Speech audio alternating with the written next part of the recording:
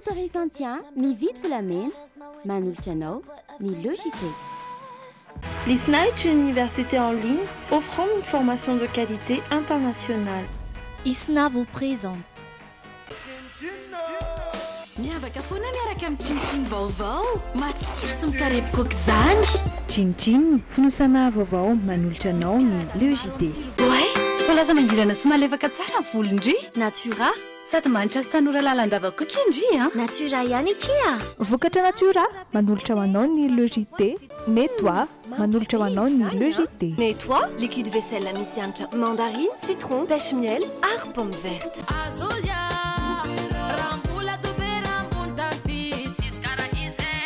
Azolia, laitibera tsy misy karaha izy. Manolotra anao ny le Jite.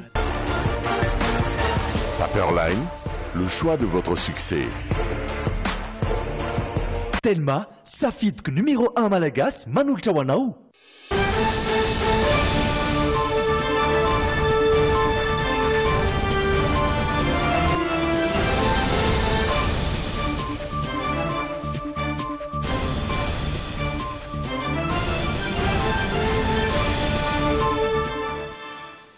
Andrian'Andriamasy sy perdina zafindramana indray tompoko lasy tompoko vavy nolotra anao ty Jite takarivany talata 27 Octobre ty miaraka amin'ny équipe technique iray manontolo miaraba tompoko manasa aminaraka amin'ny vaovao ireto ary loatem-baovaontsika ho any androany.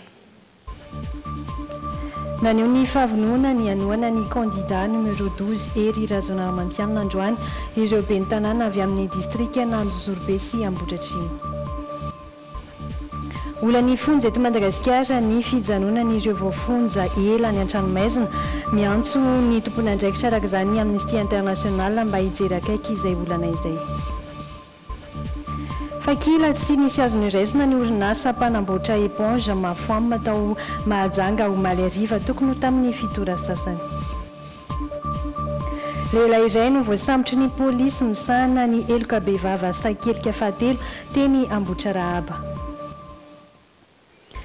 Any ivelany dia efa miomana amin'ny fiavian'ny rivo-doza ilany ponina ao Meksika. Falitafaraka aminao indray tompoko lasy tompoko vavy asainay ianao anaraka ity fampahalalam-baovao ity hatramin'ny farany. Tsy mpianareo hely izay fandaontsika anaraka ny alauna izay eo amin'ny sehatry ny trangam-piarahamonina no isongadina koa anatin'izany. Paperline, le choix de votre succès.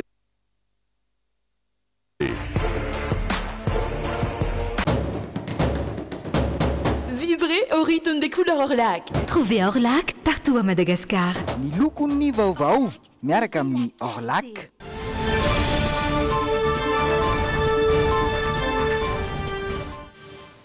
Mihoatra lavitra no tokony ho isa tena izy zakany fonja no voafonja anatin'ny fonja eto Madagasikara amin'izao fotoana izao. Olana arak'izany ny fijonero voafonja anatranomaizina ela mihoatra no ny fenitra izay miandry fitsarana. Antony tsy manana fahefana maka mpisolovava ireo malagasy voafonja miantso ny fitondram-panjakana ny Amnesty International araka izany mba handray ny andraiky ny manoloana ny zava-mitranga araka ity vaovao tanteriny Fenoaza Arianna sy Aina Rahouna ity.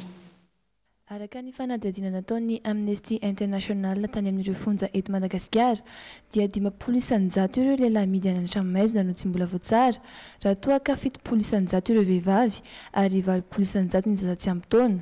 Ho an'ny fonjana tamin'ny mora ohatra dia 950 amin'ireo zazalatsaka ny 12 taona miisa 900 no mbola miandry fitsarana. Zavatra anankiroa ny tena antony mahatonga ny atao hoe voafonja misavovona any anatin'ireny fonja ireny. Voalohany aloha dia mahantra ilay olona ka tsy manana eto manana ahafahany mandoa ny sarany izay ahafahany maka mpisolovava. Efa mahantra izy tsy nandalo fanabeazana izy ary tsy fantany ny mahakasika an'izay ka zay nahatonga ny fanadihadiana izay nataonay teto izay nafantoka anay bebe kokoa any amin'ny olona voafonja vonjimaika kanefa ny voatarazoka ela loatra ary matetika aza izany dia mihoatra lavitra noho ny sazy izay tokony nomena azy raha toa ka voatsara izy. tsy manana ny fonja manokana ireo voafonja miandry fitsarana eto amintsika fa mitambatra amin'ireo efa voaheloka sy manefa azy. Raha ny fanazavana nefa dia manana ny zo manokana izy ireny satria sokajiana olona tsy meloka satria mbola tsy voatsara. Ny tsy fitsarana azy ireo dia mampitombo andromanalina anisan'ireo voahidy an-tranomaizina ka mahatonga ny abetsaka ireo voafonja noho ny tokony ho izy. Indroa isan-taona no misy fitsarana eloka be vavy eto Madagasikara.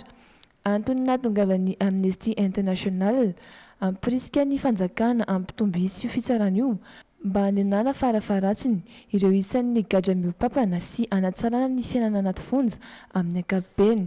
Tsy afaka hiteny za hoe fafily Madagasikara na fafily fa ny tena olana no mila vahana. Tsy azontsika atao ny mampitahany Madagasikara amina firenena hafa toy ny Afrika Atsimo na Zimbabwe na Fransa ohatra satria tsy izay no tanjon'ny Amnesty International hoe hanao filaharan'ireo firenena. Tsy hany loatra le izy fa mijery an'ilay zon'olombelona izay voahitsakitsaka any anatin'ireny fonja ireny ka mila vahana zany indrindra eo amin'ny resaka ara-tsakafo ny amin'ny resaka fahasalamana ary indrindraindrindra ny vokatra izay fitahanana ponjavonjy maika mitarazoka zay no tena mila jerena satria tsy misy hoe fantrana tsaratsara kokoa na fantrana ratsiratsy kokoa fa rehefa fantrana dia fantrana daholo ka zay no tena tiana asongadina sy tena vohitra ao anatin'izy ity hoe inona no karazana fanavaozana na réforme izay tokony ataon'ny fitondram-panjakana na amin'ny lafin'ny paikady izany na ny fampiarana izany any amin'ireny fonja ireny. Voararan'ny lalàna ny fitanana ponja maharitra loatra ny olona iray mbola miandry fitsarana. Raha ny hita nefa dia ireo voafonja mamita sazy sy efa fantatra fa voaheloka indray no vitsy mihoatra ireo miandry fitsarana. Vao nitranga-piarahamonina tany Mahajanga, kila tsy nisy azony raisina ny orinasa mpanamboatra éponge mafoam atao Mahajanga ao Malariva. Raha ny fanazavany mpitantana ity orinasa ity dia court-circuit no nahatonga ny firehetana tsy mbola voafaritra ny teti-bidiny fahavoazana ho an'ity orinasa nisehoana famaizana ity, tsy nisy kosa nefa ny ainana fohy. Orinasa iray mpamokatra éponge eto Mahajanga ity maifrehatra ity omaliana tokony tamin'ny fitorateo no niseho ny tranga fipoahana mafy tao amin'ilay orinasa no nanaitra ny manodidina vetivety foana nefa dia nilodaka ny afo sofa tsy nisy ny naratra tsy nisy ankoa ny ainana fohy niarany salany rehetra teny antoerana niaraka tamin'ireo mpamonjy voiny avy eo anivon'ny faritra Boeny ny commune nampin'ireo avy anivon'ny Asikina teny Amborovy. Nandohan'ny afo zany tsy fantatra mihitsy ny andohan'ny afo fa voalohany indrindra zany zay petrapetraka teo an-tanàna teo dia vorovory teo daholo moa zay satria ny hariva moa ny olona efa avy mivarotra daholo dia hoe inona zany zavatra mipoaka zany zany tsy basy zany fa balina zany tsy balina ao zany fa resaka afo angamba ao zany satria popoka be zany le izy dia nandeha daholo zay nitsoka sofle zay manodidina amin'ny ambondrina rehetrarehetra mihitsy dia nirahina zay nakaty moa zay tonga eto tonga dia tonga ny pompier efa tazananay mamono an'le afo dia zay eto hatramin'izao mbola eto. Nanano sarotra ny fahazahoana ny sary ho an'ny mpanao gazety tety satria dia fandroahana no nasetry ny tompotrano ho an'ny rehetra raha mba nanantona azy ireo niezaka ny naka vaovao ihany anefa tetsy ankilan'izay na dia teo aza izany rehetra izany. Je sais pas, on a le droit de vous dire non, donc vous dégagez. Ah non. Putain merde, vous croyez quoi? C'est pas un spectacle ici, hein? Depuis tout à l'heure, je dois filmer. Teratany karana no tompony ity orinasa mafoam ety ambondrina ity eny akaiky ny paraky sambatra lalana makeny Amborovy ao anatin'ny fokontany ambondrina no misy azy fitoerana entana mirefy 50 metatra eo io maio niaraka tamin'ny éponge sy ireo fitaovana maro tao anatiny ora telo taty aoriana vao voafetateraka ny afo tamin'io ary efa tazana tena antoerana moa ireo tompona andraikitra sy ireo mpitandro ny filaminana nanao ny fanadiadiana. Tany Mahajanga ihany vaovao mbola taterina rahampitso fa tsara ny milaza azy trangam-piarahamonina izay hatrany nisy sambo dobo tany amin'ny distrika Marovoay tokony tamin'ny folora sasany teo hatreto aloha dia fato roa no hita efatra no mbola tsy mahatsiaro tena koa amin'ny hôpitaly Marovoay 20 no tsy hita hatreto 20 no velona trapamonjena ny sambo antsoina hoe anjara mo itya nivadika sy dobon-drano itya rehefa nitongilana tamin'ny fotoana ary nidiran'ny rano be dia be avy any Marovoay andeha Manaratsandry izy io raraka ny tadim-baovao omeny mpanao gazetinay avy any amin'ny Drimina Mahajanga omeny raha-mipitso izany fa am'izay vontranga am-piaramonina izay kosa ho any eto Antananarivo. Lehilahy iray no voasambotry ny polisy misana ny eloka be vavasaketika fahatelo teny Ambohitrarahaba raha alatra fiara no antony ny samborana ity lehilahy ity no tanana amponja vonjy-maika izy rehefa avy nandalo fampanoavana mihoatra miarin-jatovo sy misy sarazavin-jatovo.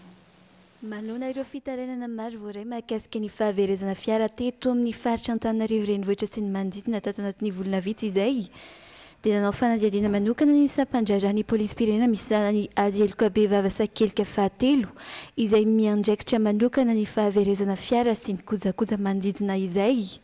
Vokany lehilahy iray tokony ho raika amby 70 taona no voasambotry ny polisy-pirenena misana ny ady eloka be vavasakelika fahatelo teny amin'ny faritra Ambohitrarahaba noho ny resaka alatra fiara izay. Dia nanao fitsirena manokana momba izany izahay eto amin'ny brigade criminelle sakelika fahatelo izay miopana manokana amin'ny fahaverezana fiara sy ny kojakoja. Lehilahy anankiray no tratra tao anatin'ny fitsirena. Raha ny fitantaran'ireo niarany fahaverezana fiara dia saika mitovy hatrany ny fomba fanaon'ilay voalaza fa mpangalatra fiara.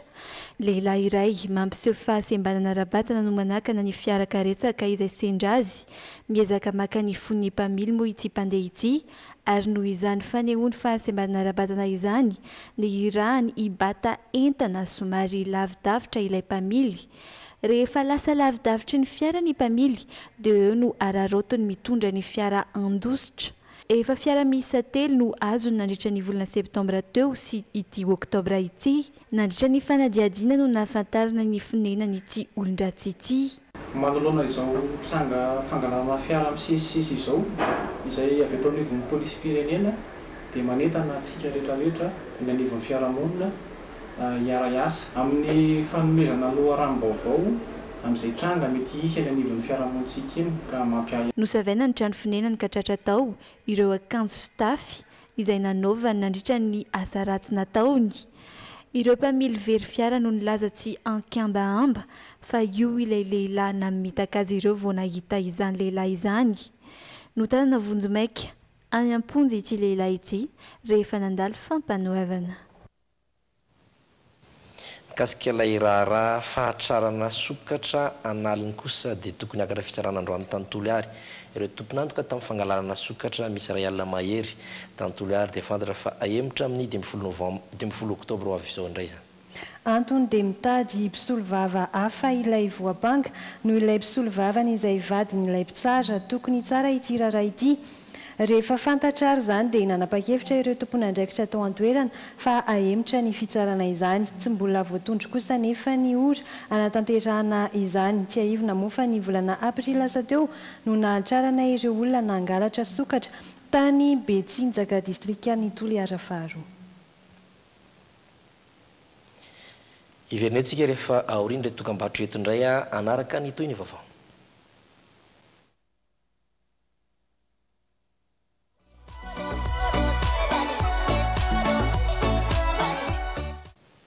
Toizantsika ny vaovao ny pedi politika aloha androany nanao fanambarana ihany koa ireo ben'ny tanàna maro avy amin'ny distrikna Anjorobe sy Ambohidratrimo. Nanatrika izany arika mitantara ny antsipriana izay Iandrilalana Andriamasy sy Stefan Rakotomalala. Tsy ampisalasalana ary tao anatiny hafanampo nanaovan'ireto ben'ny tanàna avy anivon'ny distrikna Ambohidratrimo sy distrikna Anjorobe ireto ny fanambarany anohany candidat numéro 12 Eradzonarimampianina.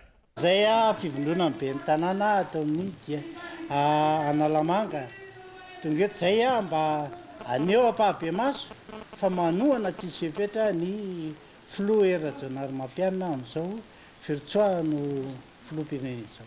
Antony maromaro izay tombony efa azon'izy ireo sy ny mponina ary tanàna ny adidiny tsirairay avy nanosika azy ireo indray mbola hampandany ny Eradzonarimampianina mba hitohizany ireo zava-bita.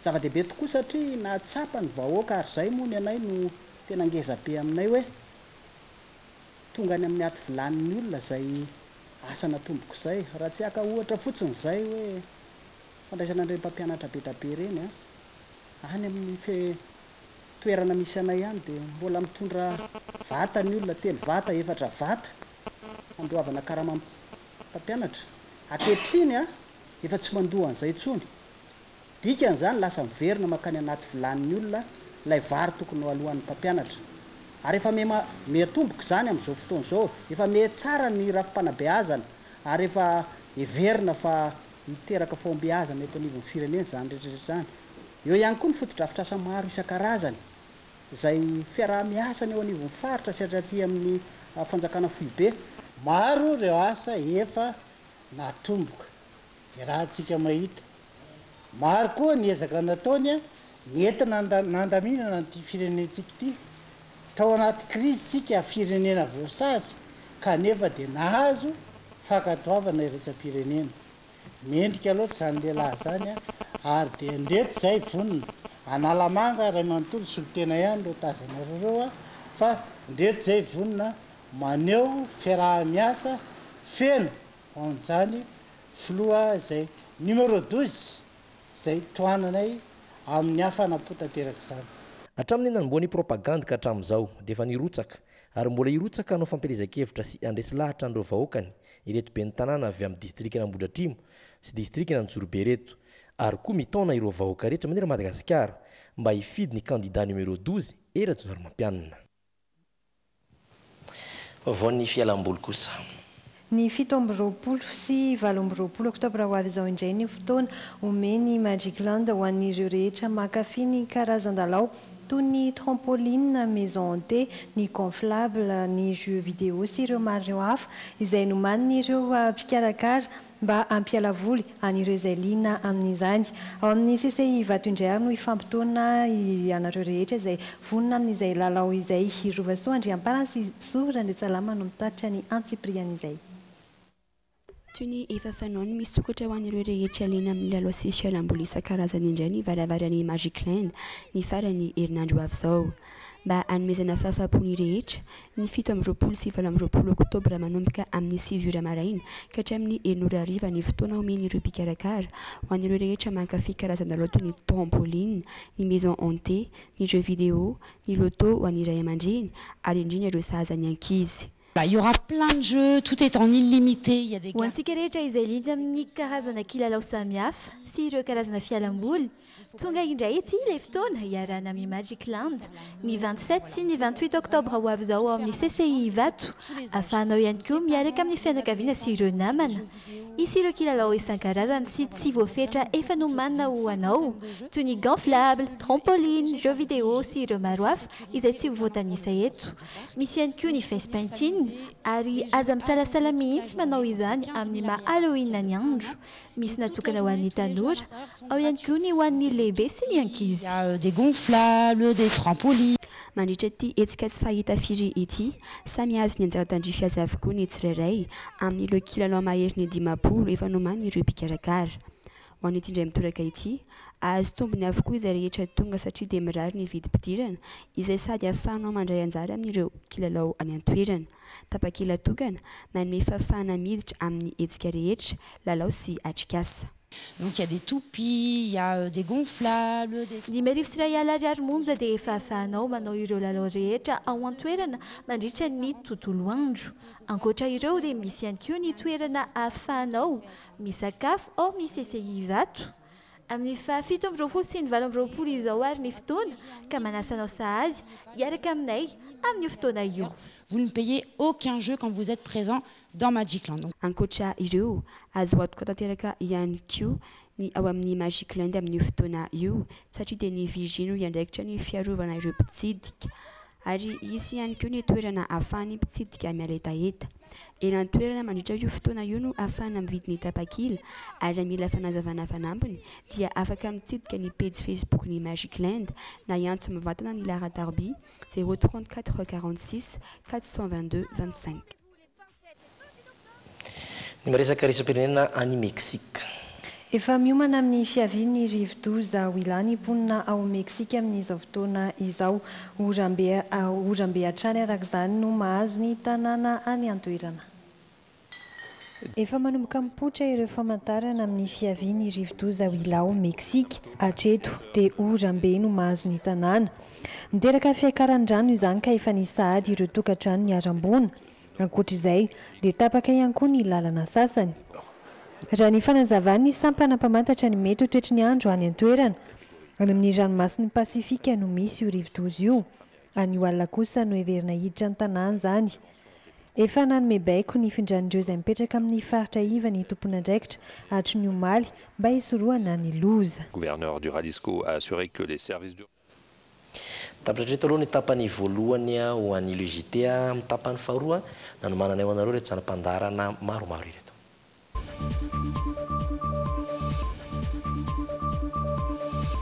Nahazo ny voalohany tamin'ny fifaninanana pazapa XV Fatoma arahanao anatin'ny zanam-pandaharana ako izany. Arahanao anatin'ny hafakely efa misy amin'izao fotoana izao ny VTT manana kodiarana 4. Ary rem-pianakaviana iray izay avy nodidina nonony ary marary voanio mamiada ny vosy ny avokavoka no mangataka tolotanana amintsika ato anatin'ny SOS. Irendray no anasananao anatin'izay tapany faharoa izay ao aorian'reto dokam-barotra vitsy ireto.